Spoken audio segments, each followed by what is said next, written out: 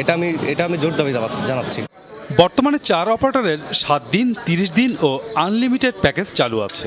এরই মধ্যে 7 দিনের প্যাকেজধারীদের পুরো ডাটাই হয়ে পড়েছে ব্যবহার অনুপযোগী। নির্ধারিত সময়ে প্যাকেজ কিনতে না পারায় অন্যান্য গ্রাহকদেরও বিপুল ডাটা গচ্চা দিতে হচ্ছে।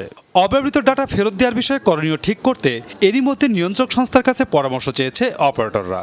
যে ক্যারি ফরওয়ার্ড করার কথা ছিল এর মধ্যে আপনার প্যাকেজটা হয়তো এক্সপায়ার করে গেছে।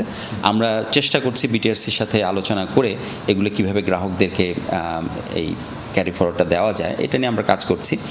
কিছু টেকনিক্যাল সমস্যা আছে, কিছু প্রতিবন্ধকতা বলবো বা কিছুটা লিমিটেশন আছে।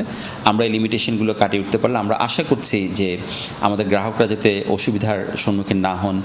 খাত সংশ্লিষ্টদের অভিমত, গত 10 দিনে 4 অপারেটর মিলিয়ে গ্রাহকদের মেয়াদ উত্তীর্ণ অব্যবহৃত ডাটার পরিমাণ টাকার অঙ্কে 2000 কোটি টাকার বেশি। গ্রাহকদের অব্যবহৃত ডাটা ফেরত দেওয়ার আহ্বান জানিয়েছেন টেলিযোগাযোগ প্রতিমন্ত্রী।